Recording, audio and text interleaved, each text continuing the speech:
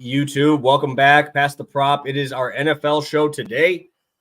Recapping week 9 Monday Night Football bets. We have the Jets and the Chargers tonight. Joined as always by my guy, Sue. What's good, man?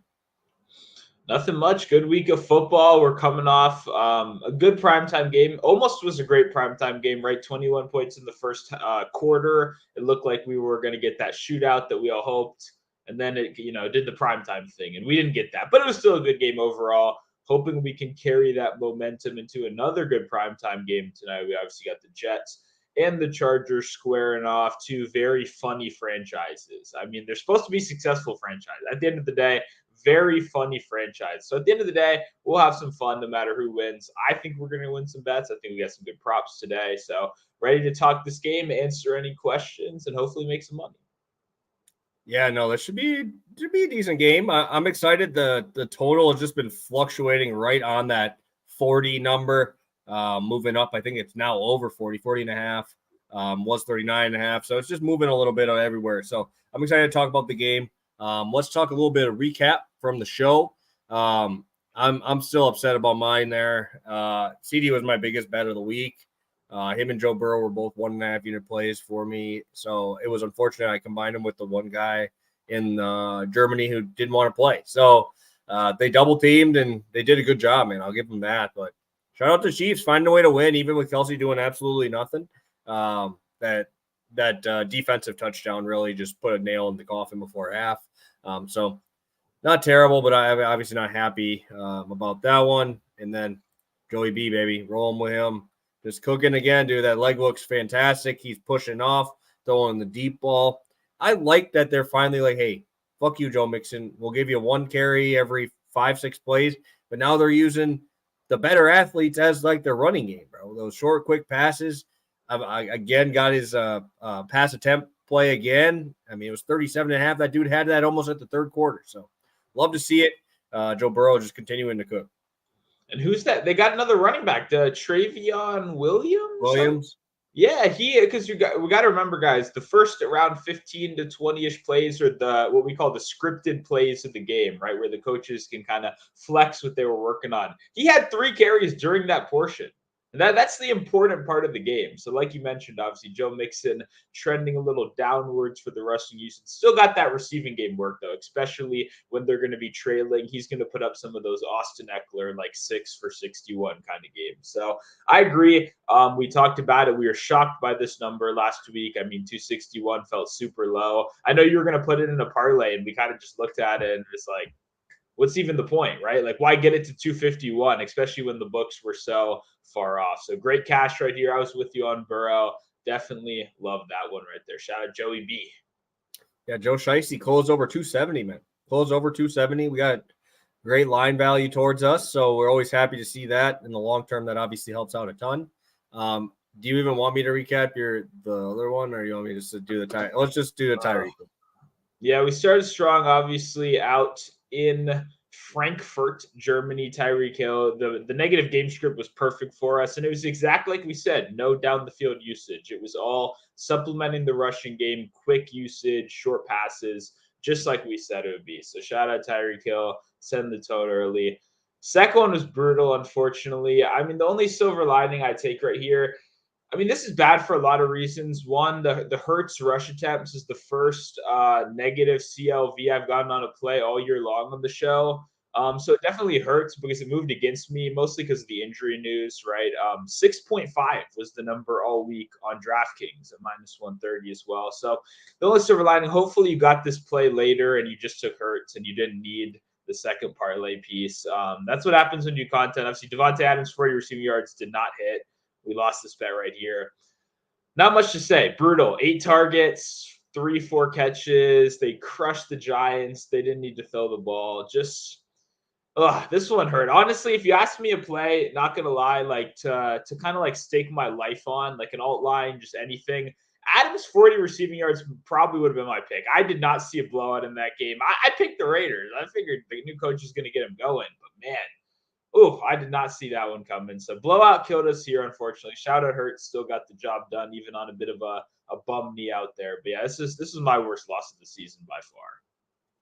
Yeah, no, and I mean Daniel Jones going out with injury, like that's huge. Yeah. Just competence wise, like DeVito didn't do anything. Shout out to DeVito though.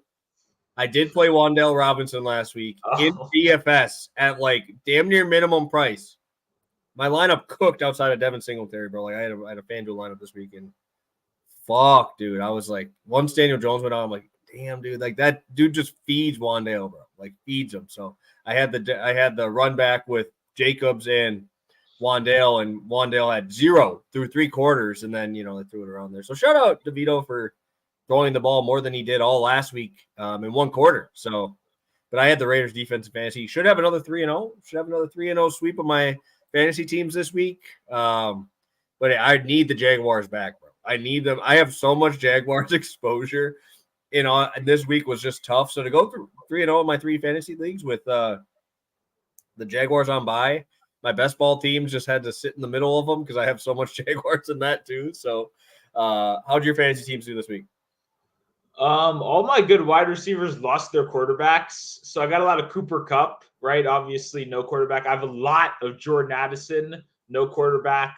Even though I love Josh Dobbs, obviously, but that didn't translate to fantasy production immediately. So, like, my wide receivers were rough this week. I have Christian Watson as well in a lot of spots, which has not been a good start. And the worst part, too, is I have so much Gus Edwards. I talk so much about him all year long, best ball. But I have him on fantasy as well. He's just on my bench scoring 20 points a week every single week. And it's like Who's your other running backs? Bijan Robinson, Jonathan Taylor. Those are my other running backs. Like, am I supposed to bench one of those guys for Gus Edwards? Really? I mean, maybe yes is looking like it's starting to be the answer because, wow, Gus Edwards every week. The Seahawks allowed the least yards per carry in the NFL. That's a good rush defense right there. And Gus Edwards is shredding everybody. So this guy needs to get his way into my lineup ASAP because I can't watch another 22-point performance on the bench. So Bijan, enjoy the bench, buddy. Hopefully that gets you motivated. Hopefully Arthur Smith hears about this. We let a fire, and we get back to work next week because you're really letting me down here, pal. Arthur Smith is probably the worst coach I've ever seen. He might be worse than the USC defensive coordinator. And I hate both of them with more of my life than any of those. Like, I hate both of them. Thank God they chopped the dude from USC because he's the worst coach I've ever seen. How do you give up 300 yards to a team that runs the ball like 8 times a game? And they're like, oh, we're going to get 10 yards of carry. Might as well keep doing it. And you just do the same thing. So shout out him losing his job. Hopefully doesn't find another job. Hopefully he goes to like Idaho High School or something and be a defensive coordinator out there because he's terrible. But there's a new petition out I saw somebody posted a petition to fire Arthur Smith. And I'm like, in the game, like when I saw the play on 1st and 1 on the goal line, the Jonnu Smith reverse. Okay. Stupid. -4. Then you bring in Tyler Algier. Bijan was on the field for that. And then they brought in Tyler Algier to get -4 yards. It's like, dude, I don't understand you at all. And like, I'm just continually, I have him in fantasy too as well. But I keep betting his under carries every week and I've cashed the last 3 weeks. So, I mean, silver lining, I guess, because I made like, there's like $20 bets because it's like, I don't want it to win. I'm like, I would rather lose this $20. And it's just stupid, man. And it was funny at the beginning. It's like, oh, yeah, fuck all you fantasy owners. But now you're losing, bro. Now you're losing to a guy who showed up 3 days ago. Josh Dobbs cooked you, and you couldn't do anything on the Vikings defense. And Vikings defense is not good, bro. It's not, especially when you have that much talent on that team. Jonnu Smith, your leading receiver again. Bijan Robinson not even getting, I think he had 12 carries. Like, dude, how do you continue to keep this guy? I don't understand it. And hopefully he doesn't have a job next week. I really hope he doesn't. I hope they keep losing. Truly, I just hope they keep losing. So that's just like, oh yeah, we have studs, right? We have studs on this roster, bro. Like Drake London, I get was out, but dude, wouldn't you want to use him in the receiving game? I don't even think I think he had 1 catch.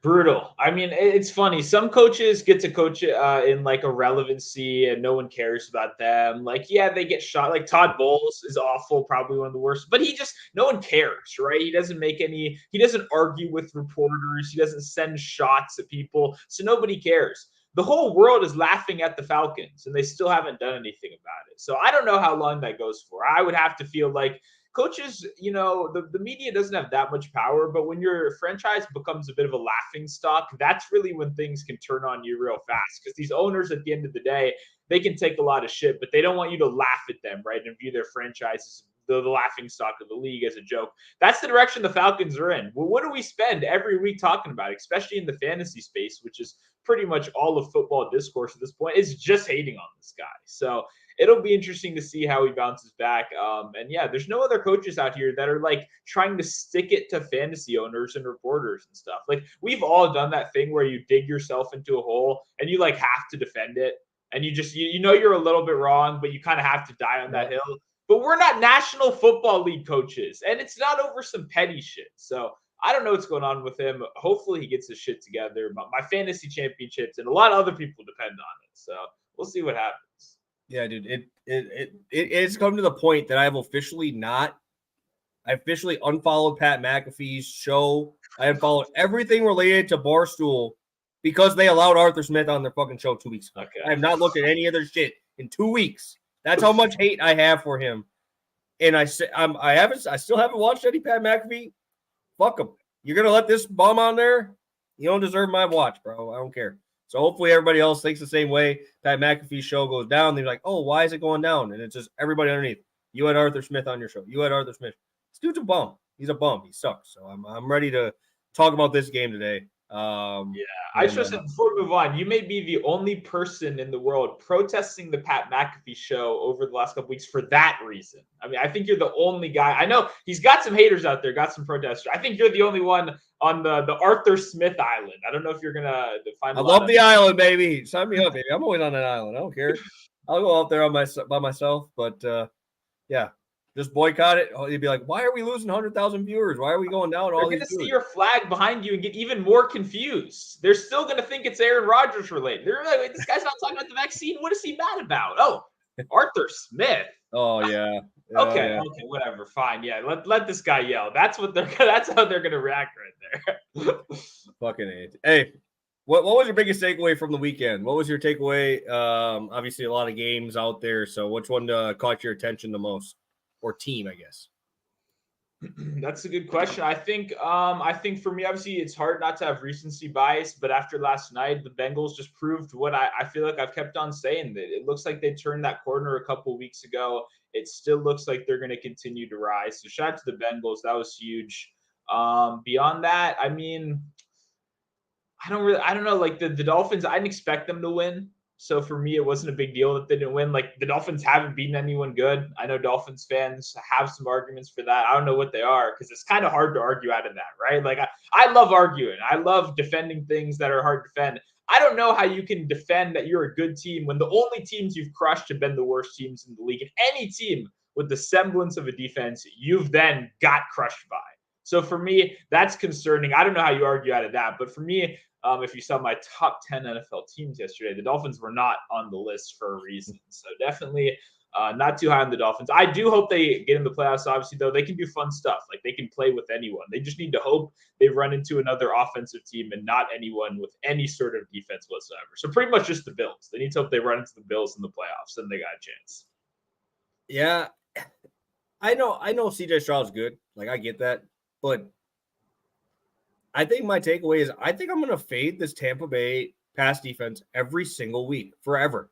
Like dude, I watched that game. Nico Collins wasn't getting targeted because they actually pay attention to him. Tank Dell is 10 yards open on almost every play. Like, how do you forget about this guy? Dalton Schultz, tight end, like top dude. He's probably a top 5 tight end right now in football right now with how much targets he's getting. Over double-digit targets again yesterday was awesome.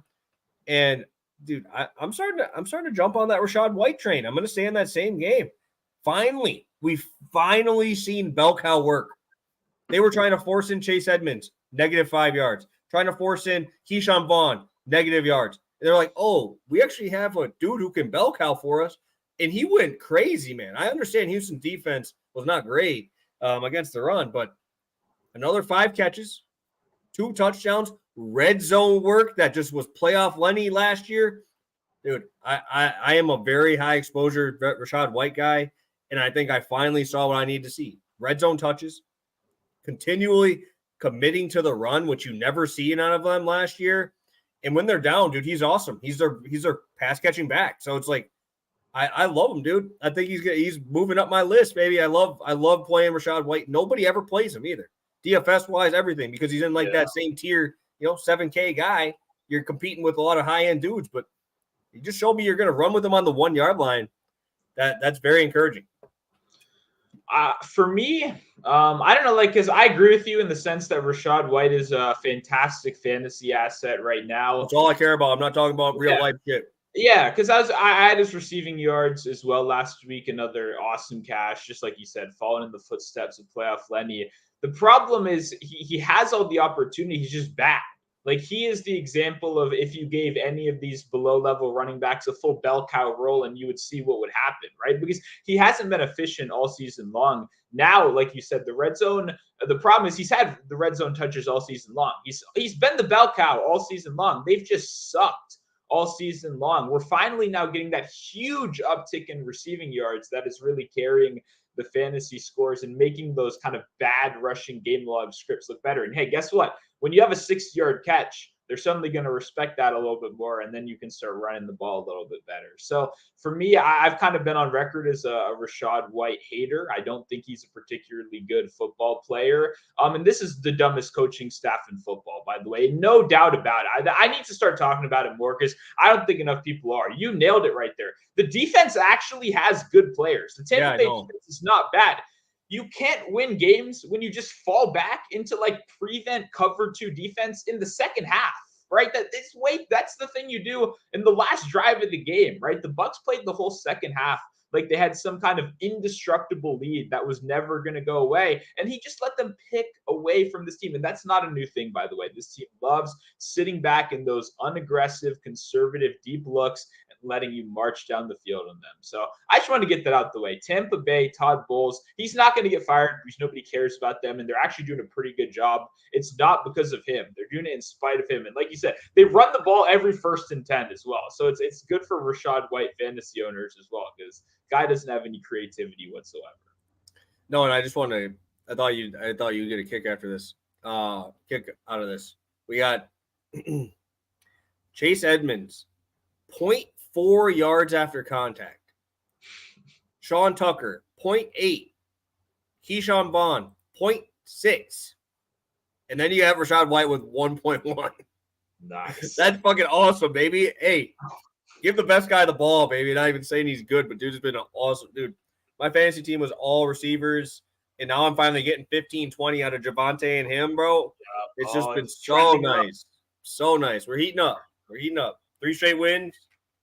Put on a clinic, maybe. 27 this week.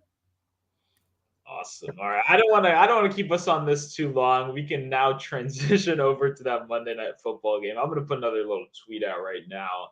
But you want to get us going on your first thoughts on this one? Yes, sir. 3.5-point favorites headed to the Chargers, -180 money line. 3.5-point dogs, -118 on FanDuel right now for the Jets. 40.5 total.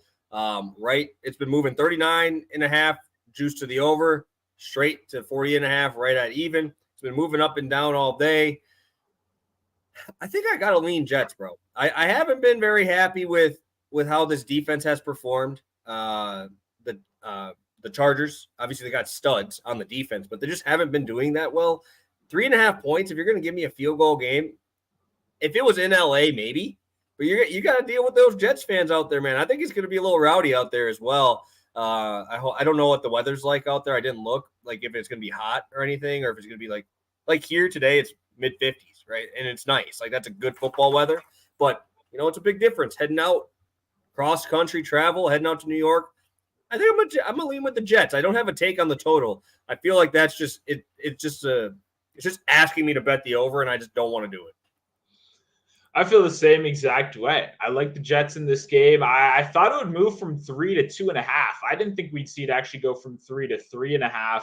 Very intriguing getting the hook. What do we always say about the Chargers? Love them as dogs, love them covering numbers, but this team always plays one-score games, and I do not want to be on the favorite side of the one-score game especially once again, I talk about it a lot. What happens when these finesse teams meet these ugly, grimy teams? It tends to go bad, and the defense tends to prosper right there. The Jets defense had a couple rough weeks with some injury concerns. They are back at full strength. All the corners are good to go now. That is a strong unit right there. So I like it. I like the Jets side in this one. I just don't trust the Chargers. They're going to do something stupid at some point in this game. I was shocked. I'm at you, Justin Herbert plus money for an interception in this one. Not my official play today, but definitely something I'm getting a piece of.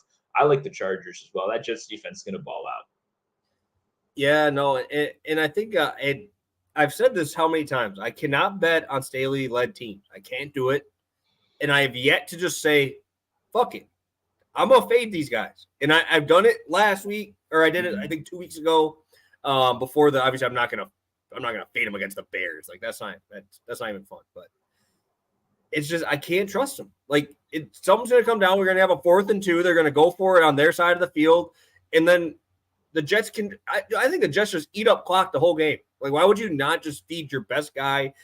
Your best thing is against their worst, right? Their run defense is their worst. Why wouldn't you keep them off the field? Why wouldn't you try to do that? So I think I might just throw maybe like a teaser maybe in there as well, man. But I think 3.5 is a little wild. I'm surprised they're giving me the hook. I completely agree. I like the teaser as well. If you're a big teaser player, let's see. When you tease, if you're doing a spread in total, would you tease the total up or down? Like, would you want to go over or under an alt total in this one? Because I don't even know what the right answer. I'm thinking maybe I would tease it down and play the over, but I don't know. Oh man, I just got that notification there that Council's heading over there. Good for them, man. Good for them. They're gonna have a fun time. I was not a huge Council guy. I really wasn't. So we don't need to get into that. That would take me a full show to talk about there. I don't need a rant on that, but have fun with that, Craig. I'm excited to watch you try to work around that bullpen pitching staff, buddy, because you don't have 4 dudes that shove in the pen and that bullpen. So, Stu, let's get it rolling. 35 of you guys in here. Hit that like button if you could. We really appreciate that. That notification bell so you know when we go live. We'll be back on Wednesday, probably with some NBA because that slate's huge. Off topic, quick, before we get over there. 12-game slate tonight, NBA. 0 tomorrow. There's 0 NBA games tomorrow. Bro, we have to do NBA on Wednesday. It's going to be everybody. Everybody's playing. Man, dude, I looked at that. I'm like, that can't be right? That's really? And it's like, all right, well, got to go hard today, I guess, huh? Hey, what the fuck are we going to do tomorrow? You know, like the zoo or something? College football, mate, or college basketball. That sucks too. I don't like college basketball, but hey, that's for you guys. Maybe I'll be a hockey guy, bro.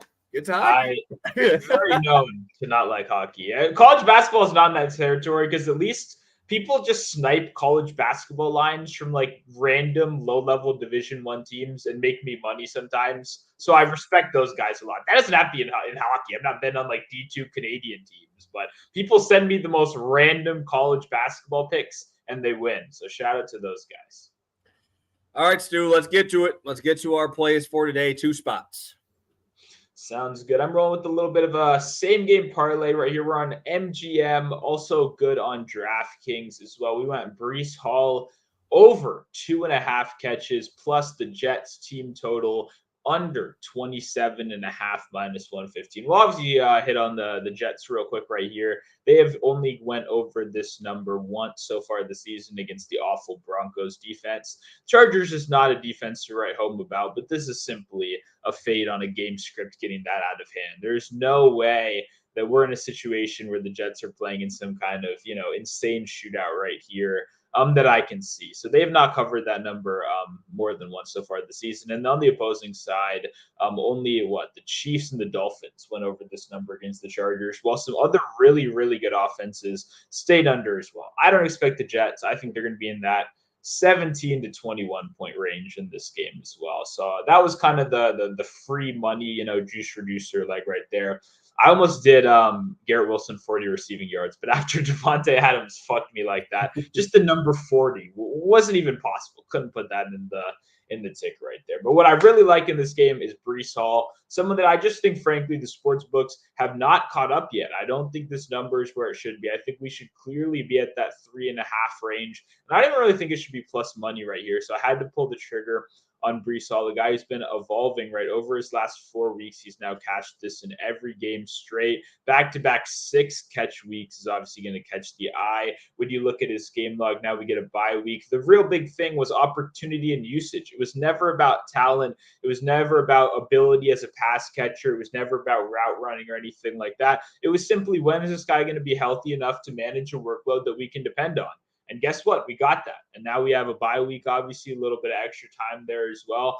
I think Brees Hall is a great game right here. And we kind of talked about it off air. It's a bad rush defense as well. So we know Brees Hall is going to have opportunities both on the ground and through the air. But for me, the biggest reason is I just don't trust this team wants to move the ball in a traditional way through the air. I don't think beyond Garrett Wilson, right? Who are we going to? A guy like Allen Lazard has been a no-show. The tight ends have been very unreliable on this team, right? Conklin, is that a guy? I don't know about you. I was kind of thinking about under 2.5 catches. It feels like he's very hit or miss, and CJ Uzama's there as well. So for me, when I want to build out who I want to target in the receiving game, I think Hall just becomes abundantly clear. Whether they're trailing or whether they're leading, he's clearly going to be involved, because if you can't pass the ball in a traditional way, then you have to get your ball carriers in any way possible. And that means those closer to the line of scrimmage checkdowns, those little bubble screens, just get him the ball and let him make plays. And that works. This Chargers defense is not the strongest in the world. They're not a great tackling unit as well. So those yak opportunities should be there as well. 2.5 catches is just a bad number, in my opinion. I think this number will be at 3.5 by next week. Hopefully it's not juiced, is the only thing. I don't want it to get ahead too far, but we're not going to think ahead too much. We've done this multiple weeks. The Chargers play a very conservative defense over the last couple weeks. They don't press as much anymore. They've been playing back. And I think that's exactly where Hall is going to take advantage. Those short, quick passes. Definitely think you catch this number. Love that we're getting at -115 over on BetMGM and DraftKings. Sorry, dude. My phone is just blowing up. Just a bunch of Cubs fans that, because obviously I live in right outside Milwaukee, so we have a lot of Illinois friends.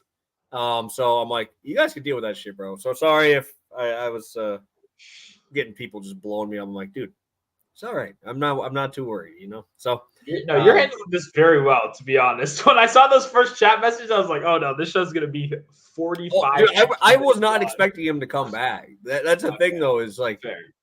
I wasn't. You just temper expectations. Only way to be disappointed is to have expectations, my friend. Fair. It's the only way. And hey, positivity on this Monday. Who would have thought? Who would have thought?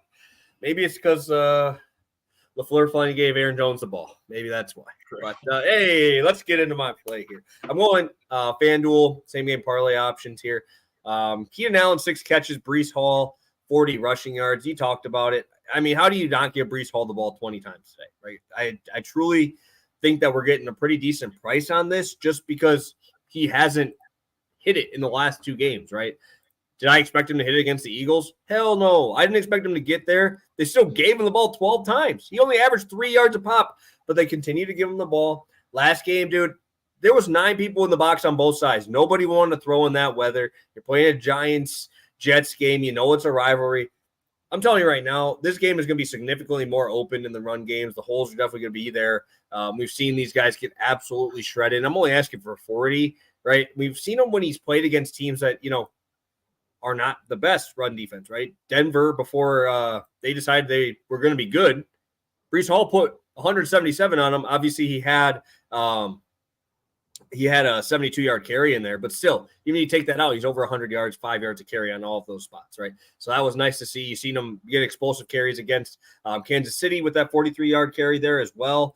I just expect him to feed this dude, right? You want to keep this Chargers offense off the field. That's how you do it. Keenan Allen, love him in the slot. I think they're going to run him out of the slot pretty much every single time, or at least they should, right? I think Kellen Moore is smart enough to do that. We've seen him a lot last year do that with CeeDee Lamb when they had pretty good corners on the opposite side. They just move CeeDee outside, move him in.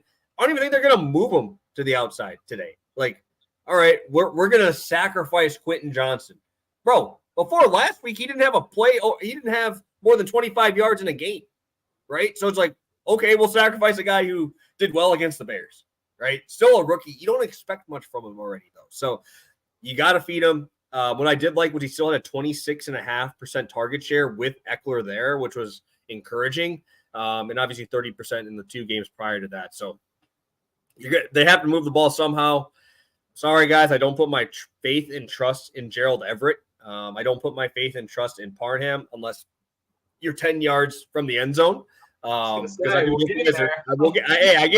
gave him his shout.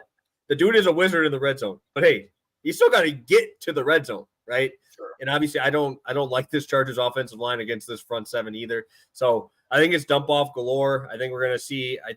I kind of think that his number is going to be like what he had against Dallas, right? Where you know you're going to have to deal with pressure and you're going to have to get it quick. End up with like 7 for 80, right? That's kind of what I expect. I don't expect him to make any huge plays. I don't think he's going to have enough time. But, with that type of pressure, Herbert's mobile enough to probably get around some of those with those, impromptu plays that you see Mahomes make. You've seen Dak make even yesterday, which shout out Dak. Keep giving that ball to CD, bro. He didn't win, but hey, he gave it to CD. I like that. But how do you not give the ball to Allen in this spot, especially when he's going to have probably the easiest matchup of anybody on the outside? Sacrifice. Joshua Palmer's out too. Didn't even mention that, but sacrifice Quentin Johnston to Sauce, and let's see Keenan Allen gets like 10 yards a catch here. Yeah, this is interesting, right? Because Keenan Allen faces the team that it allows the fewest receptions to an opposing wide receiver, right? And has arguably the best cornerback trio in the league. So at that point, you're kind of like, why would we want to target a wide receiver? But when you think about it, when you plan it out, when you put everything on paper and you think even just 25 targets or even 25 attempts, which would be a season low for Justin Herbert, really try to build that out. Like I'm not, this isn't some Zoom classroom. I'm not assigning you interactive homework, but try to do that and try to give anyone else enough targets to not have Keenan Allen at 10 in this game, because I don't see it. No Palmer, like you said, Quentin Johnston is an interesting prospect, a guy that he's had a little success. He had his best game last week, but that was a lot of short intermediate targets as well.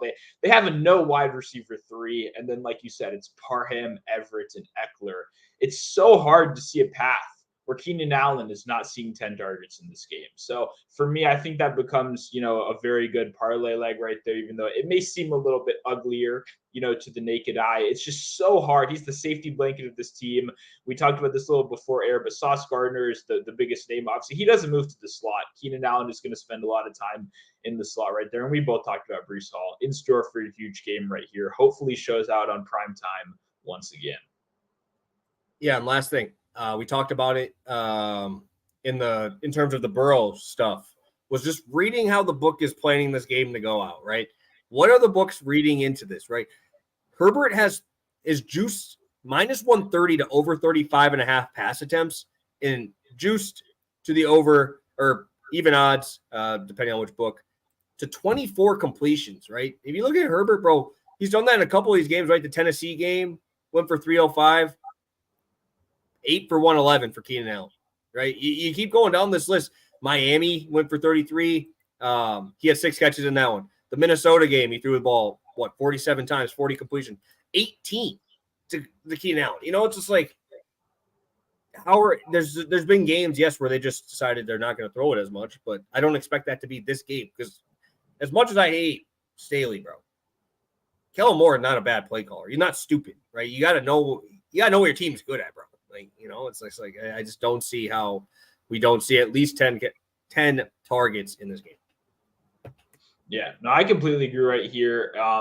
It's not the traditional good spot, obviously, but at the same time, you're betting on volume a lot in these situations, and you really have to be familiar with the personnel. And it is kind of ugly right now, so that'll be something to watch. I do want to remind, I see a couple right now. Drop any questions you have in the chat right now. We're gonna get on out of here pretty soon, hit some long shots, some quick recaps at the end. But if you do have any questions, make sure to drop them in the chat, because, hey, we're always here to answer them. No, not everyone can get here live.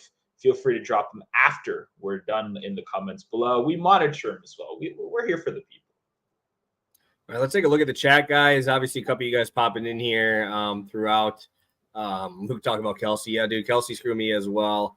But let's take a look at some of the questions for this game. Caesar bringing up Hall 4 catches, Eckler 5 catches, maybe a little ladder. You can go with the Keenan at that 6.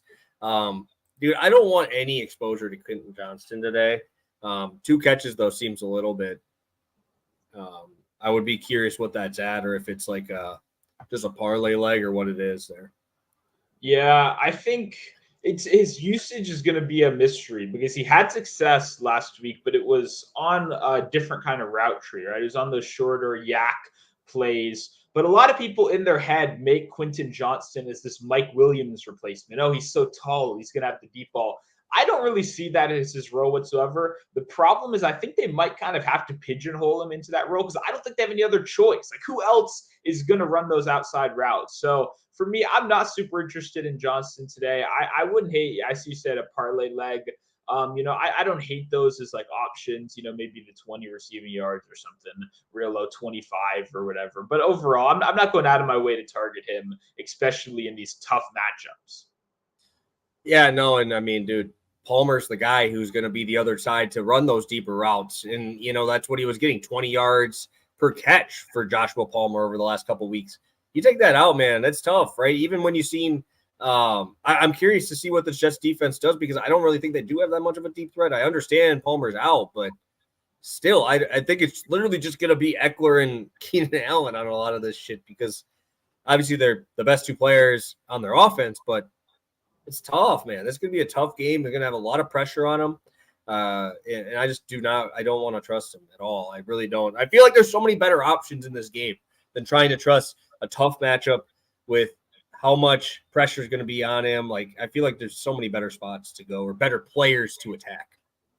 Yeah, like wide receiver 3, Keelan Doss, or maybe wide receiver 4, Semi Fehoko, because those are in the same tier as Quentin Johnston, in my opinion, in this game. It's just brutal. Who knows which one? At least last year they had some like DeAndre Carter had a couple good weeks. They had some guys, and Joshua Palmer was one of the backup guys last year. Now he's pop-off games too.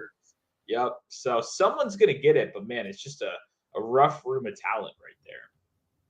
Garrett also bringing up, what about Eckler, 25 to 40 rushing with 3 receptions, maybe throwing in Wilson 4 receptions. I guess this is a talking point before we get to the end of this. Garrett Wilson exposure, do you have any tonight? Are you thinking about going there? I am thinking about going there. I mean, what have I kind of talked about when I hyped up DJ Moore a couple weeks ago, and when I have bet against the Chargers defense? It's the fact that systematically they were pretty strong in press coverage last year, but over these last couple weeks they've been playing a lot softer. They've been playing a lot more conservative, and they've been allowing those throws in that 5 to 20 yard range, that intermediate range. And Zach Wilson fucking sucks there. He really does. But he's finally been starting to at least complete some passes at like a subpar NFL level because you just know you have to get Wilson the ball there, right? And those are the kind of routes that he can be involved in. So for me, I think this does profile as a good game for Garrett Wilson. Just the problem is the same problem you always have betting on him. It's a bad guy that's throwing him the passes. That sucks, right? You want a good quarterback. You already know you don't have that. And then the defense is going to be solely locked in on him and Breece Hall. Like, those are the 2 guys you got to stop. That being said, Brandon Staley loves doing Brandon Staley things. So I wouldn't be too worried. I think Wilson has a good game. Like I said, I was very close to having him in some kind of parlay for today's show. So I like Garrett Wilson. I just temper your expectations because it can get ugly when the volume isn't insanely good. Good looks. Stu, let's quick recap here. I'll look and see if I want to play a long shot. I don't know. This game's I feel like it will be pretty condensed, though. I feel like this game is going to be very condensed. But let's do our recap. Sounds good. Right here, we're starting out Breece Hall over 2.5 catches, and we're playing the Jets. Team total under 27.5 minus 115 for that combination. Awesome. I'm going to roll with Allen, 6 catches plus Breece Hall, 40 yards rushing minus 110.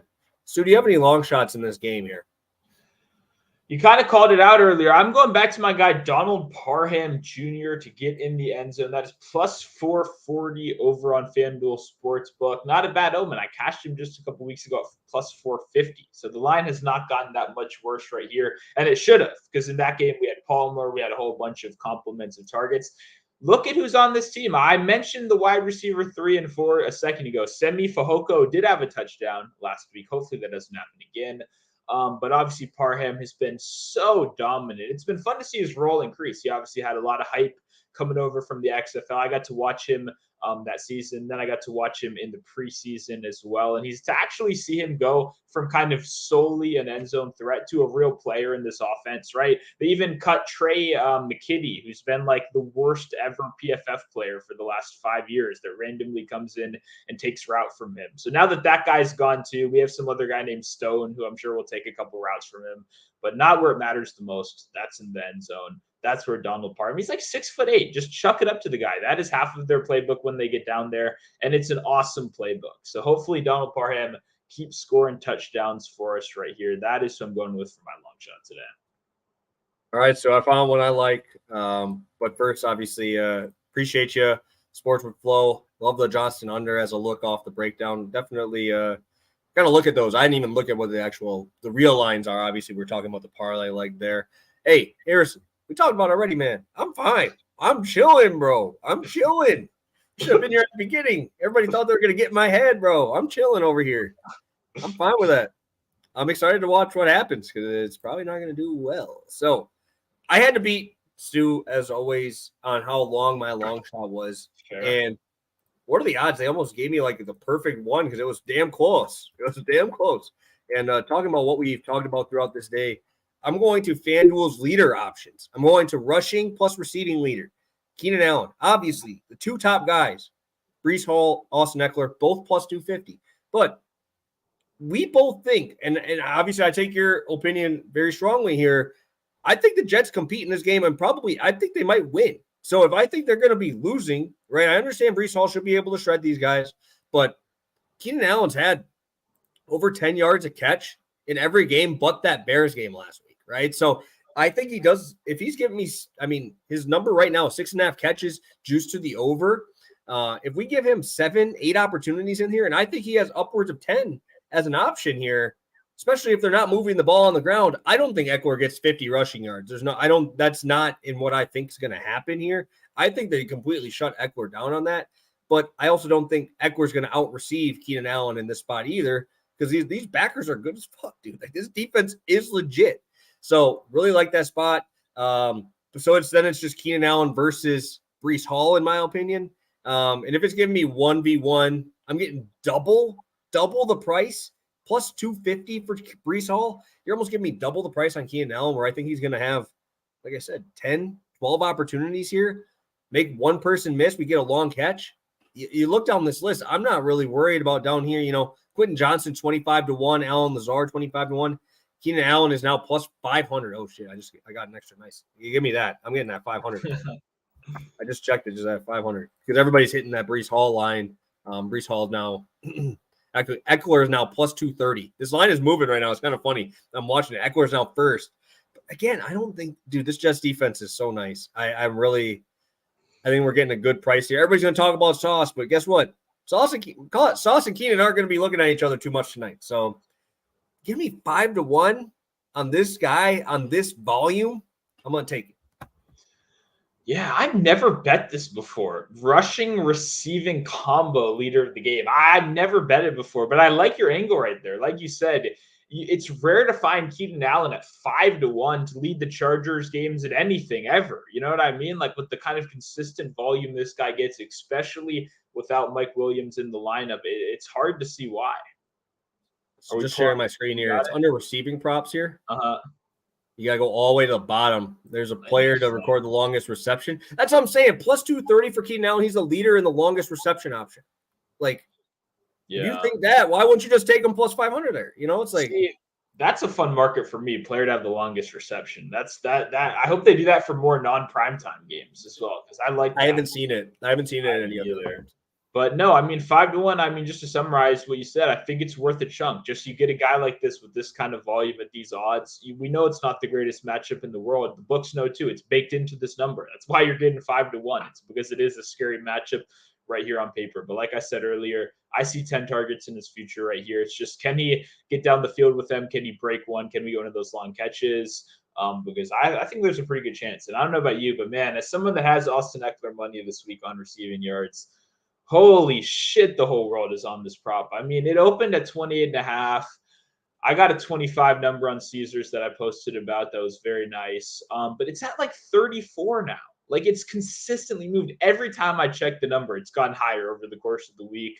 That scares me when you just see that consistent upward movement. Something I'm getting some sketchy feelings about Eckler. Hey, if you want to take a long shot today, take his 100 rushing yards and like 0 receiving yards, because that'll fuck everybody. That'll be the one thing. I haven't seen a single person talk about Austin Eckler rush yards in like 4 weeks. So if you really want an angle that no one's going to be bent on, that's probably your angle right there. You know, him 100 plus rush yards. But hey, Allen can still beat it, even doing that. So I like the 5-1 right here.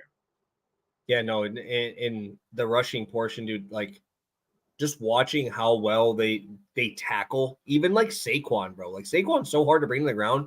Like they were getting him on like first contact, which like never happens. Obviously, they were playing a stacked box, but still, like it's impressive to take down Saquon with the first guy there, or at least slow him down enough to get the rally to come around. But it was pretty impressive to watch last week. Just everything was first guy getting to him, and it's just a swarm there. So obviously, Robert Saleh. I got one question for you before we head off right here. I don't know the odds are. What do you think of Zach Wilson 25 rush yards? Because he's gotten over that number in 2 of his last 3 games. I'm pulling up the odds. I have to bet they're not bad, because it's 12.5 is his normal line. Okay. Minus 110 both sides. I can't get alternate line option. Are you gonna? They don't want the smoke. They're scared right there. You can get his longest rush at 8.5 right now. 25 rush yards is plus 255 on Caesars right now. On Caesars, I'm on FanDuel. They don't have that, but 8.5. Thoughts on that? 8.5 longest rush, maybe. Yeah, because he's not going to get designed runs. He's over that in 4 straight games coming in. I mean, I don't have any other play set in stone, so I don't want to make it seem. But like Wilson and Herbert were both very close on their own rush yards for me in this game.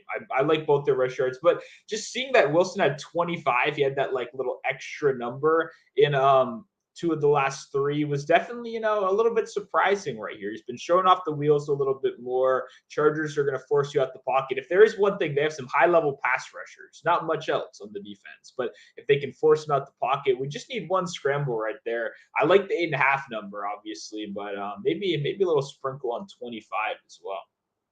Not a bad look. Stu, what do you got for the people, man? We're all the way through here. I got all 2 long shots in there, 2 straight bets. What do you got for the people before we head out today? Yep. Appreciate everybody for tuning in today. Hope you enjoyed Pass Route. If you have any questions, make sure to drop them in the comments below. If you had anything that we might have missed during the show, drop it down there. More than happy to talk 24/7, baby. You know where to find me. Monotone Football over on Twitter. That's where all the action comes. That's where the articles, the props, no matter what sport you're looking for, that's where you're going to find it. Also have a great Discord. A lot of people in the chat, a lot of these smart fellas you're seeing on the side of our screen are in there as well, providing great gambling content every day, great community. So make sure to join up there, and hopefully we win some bets. I'm excited for this game. Like I said, these are 2 funny teams at the end of the day. Whether good or bad for the betting, I think we're going to get a funny game with a funny ending. And as a fan of the NFL, with a lot of these shitty games, I at least want something that's going to make me laugh. So that's what I'm hoping for by the end of the night. Make a little bit of money, laugh a little bit, and we'll all be happy over here. Love it. Love it. Obviously, really like some of the spots we have here today. Huge NBA slate. Already got the plays out for that. Already posted that on YouTube here. So a couple clicks away to go watch those if you want those spots. Bro, before we head out, what do you think Joel Embiid's about to do to your Wizards tonight? My God. Boy. Oh, boy. I actually I was at the Sixers Wizards last year twice, I believe, and I think we were 2-0. Over the last 2 years. I went to 2 games against Embiid. I think we won both of them. I won't be there tonight, so I don't know why that stat matters. It was just completely useless to bring up. That's like me saying the Brewers are 8, whatever they were. I think they lost once when I was there, but I'm not going to be there. Yeah, no, not realized midway through. Like, why the fuck am I bringing that up? The point was, it's like, we always suck against Embiid, no matter who we've had at center or who he's going to destroy us anyway. So we throw 5 guys at him, no matter who's on our team. So he's going to destroy us. But like, maybe look for assists or maybe do points plus assists. Because I'm doing points, rebounds, assists. That's what I'm going with. Yeah, it should be 4 guys wide open in the corner. Like, hey, our primary defender left us because these guys are playing pickup basketball right now and they don't know what a fucking rotation is. So they just all run to Joel Embiid as we stand in the corner wide open. So as a Wizards fan, I haven't looked at this season's data, but that is, the historical analysis right there. Is we just sent 18 guys in a very undisciplined manner towards Embiid, where he hooks up the rest of his team. And then obviously he's going to destroy Daniel Gafford and Danilo Gallinari. So hey, definitely. Don't forget to mention your boy. Is it Muscala there? Oh yeah, Muscala is there. He is there. That's yeah. That's what I talked about. Oh boy. I got to find a good nickname for those guys. But while we're working on that, it's tough as a Wizards fans out here. But I appreciate you bringing up my suffering right there. Definitely bet on Embiid in addition. That's one of my plays on the. That's the only reason I brought it up because I have points, rebounds, assists, 45.5 as one of my plays there. So you guys don't even have to go quick over there. I do have one other spot though. So excited for tonight. Best of luck, guys. 12-game NBA. We got this game. Close spread. Should have some good action tonight. So have a good one. We'll see you Wednesday. I believe we'll probably be doing some NBA, maybe talk a little NFL, possibly, maybe a sprinkle. But no games on Tuesday. It's going to be loaded on Wednesday. So we'll be there ready to go. So have a good one, guys. Best of luck. And let's cash a few bets in here on Monday Night Football.